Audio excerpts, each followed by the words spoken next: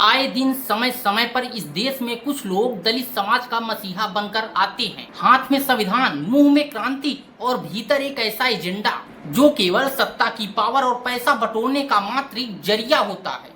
ये नेता जब दलित की बात करते हैं तो लगता है कि बाबा साहेब ने इनको स्वर्ग से भेजा है। यह दलित के कितने हितैषी हैं, वह सत्य एक विचार और चारित्रिक तिजोरी में बंद होकर रह जाता है। इन्हीं में से एक है चंद्रशेखर आजाद उर्फ रावण, जो चंद्रशेखर आजाद रावण के नाम से भी जाने जाते हैं। ये जितनी तेजी से टीवी डिबेट और ट्विटर पर क्रांतिकारी नारे लगाते हैं, उतने ही चुप्पी उनके काले कारनामों पर छा जाती है। वो नेता हैं जो खुले मंच पर दलित बेटियों के अधिकार की बात करते हैं, मगर इन पर लगे आरोप इनके पर्दे के पीछे एक और छवि दिखाती है। यह रिपोर्ट एक तमाचा है उन चेहरों पर जो दलित हित के नाम पर आंदोलन का तमाशा और शोषण का व्यापार चला रहे हैं। एक नेता मंच से गरजता है कि मैं दलितों की आवाज हूँ और जनता जयकारे लगाती है। उसका दावा है कि वह दलितों में से एक नई चेतना को उभार लाने आया।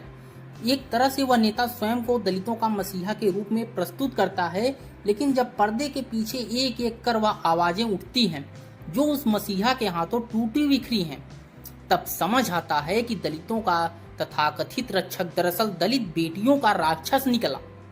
हम बात कर रहे हैं नगीना से लोकसभा सांसद और भीम आर्मी के संस्थापक चंद्रशेखर आजाद उर्फ रावण, जिन पर एक बार फिर सोशल छल और धोखे के संगीन आरोप लगे हैं।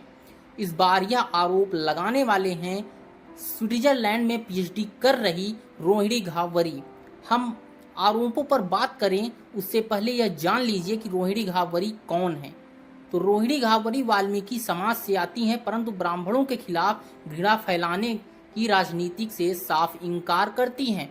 उन्होंने खुलकर कहा कि उनके जीवन में एक पंडित अंकल का विशेष योगदान है, जिनके मार्गदर्शन में वे संयुक्त राष्ट्र यानी यूएन में भारत की तरफ से बोलने तक पहुंची।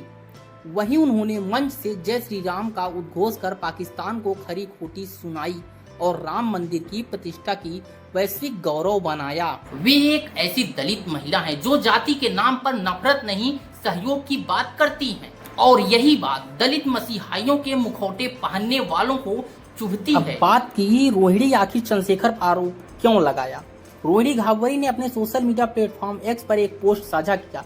इसमें उन्होंने एक चैट का स्क्रीनशॉट लगाया है। इस पोस्ट में उन्होंने चंद्रशेखर की सताई हुई एक लड़की से बात करने का दावा किया।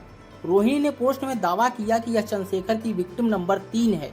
रोहिणी ने पोस्ट लिखा कि एक 12 साल की बच्ची नेहा राजपूत से चंद्रशेखर ट्रेन में मिला, फिर उसे अपने घर ले आया, उस बच्ची को नौकर बनाकर रखा, उसका खूब शोषण किया। इसके बाद अपने भाई से उसकी शादी करा दी, जिससे एक बेटा हुआ। उस बेटी को इतना प्रताड़ित किया कि वह इनके घर से भागकर छुप कर रहने लगी। पीड़िता की कहानी आगे बताते हुए रोहिणी ने लिखा कि इस लड़की को चंद्रशेखर के घर वाले ना तो इज्जत देते हैं और ना ही उसे अपने बेटे से मिलने देते हैं। ऐसी कई लड़कियां हैं जिनका जीवन बर्बाद हुआ। अब इन सब बेटियों को न्याय मैं दिलाऊंगी। रोहिणी घावरी ने पहले भी 2023 में चंद्रशेखर आजाद रावण पर उत्पीड़न के आरोप लगाए थे। एक्स पर रोहिणी ने एक वीडियो शेयर किया जो इन दोनों के वीडियो कॉल का था, जिसमें चंद्रशेखर आजाद रावण रोते हुए दिख रहे थे, जिसमें रोहिणी ने लिखा कि अपने झूठे आंसू दिखाकर, अपनी शादी छुपाकर चंद्रशेखर रावण ने कई मासूम लड़कियों की जिंदगी बर्बाद कर चुका है। यही नहीं, रोहिणी घावरी ने अपने पोस्ट में चंद्रशेखर के काले कारनामे उसकी पत्नी के साथ देने का आरोप लगाया।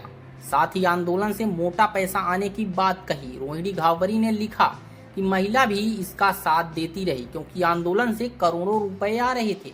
यह पहली बार नहीं है जब चंद्रशेखर रावण का गंदा घटिया चेहरा उजागर हुआ है। साल 2020 जून में उसके कई पुराने ट्वीट्स वायरल हुए जो 2018 के थे। इन ट्वीट्स में उसने प्रधानमंत्री नरेंद्र मोदी का समर्थन करने वाली महिलाओं को दल्ला और वैश्या जैसे घृणित शब्दों से नवाजा था। वैश्या तो हम, क्योंकि भाषा की एक संवेदनशीलता होती है इसलिए इस्तेमाल कर रहे हैं हम। उसने जो शब्द इस्तेमाल किए थे वो हम यहाँ पे बोल भी नहीं सकते। उसने आगे लिखा था कि इन सभी महिलाओं ने खुद को बीजेपी को बेच दिया है, जिसके बाद राष्ट्रीय महिला आयोग को इन ट्वीट्स का हस्तक्षेप करना पड़ा। यानी मंच से बहु बेटियों की इज्जत और समानता का पाठ पढ़ाने वाला यह नेता ट्विटर पर महिलाओं के लिए अपनी गालियों का गटर खोल देता है। अब सवाल यह उठता है कि क्या यह वही नेता है जो हर मन से खुद को नई राजनीति का प्रतीक बताता है, जो बाबा साहेब का नाम लेकर लड़कियों को बरगलाने की कोशिश करता है? और क्या यह दलितों की आवाज है या दलित बेटियों का डर की सूरत? यह सवाल हम आप पर छोड़ रहे हैं। इस वीडियो को देखने के बाद, इस विषय को सुनने के बाद आपकी क्या राय है वो हमें कमेंट में जरूर बताइए। आपकी क्या राय है वो हमें कमेंट बॉक्स में जरूर बताएं। अगर चैनल पे पहली बार आए हैं तो चैनल को सब्सक्राइब जरूर करें।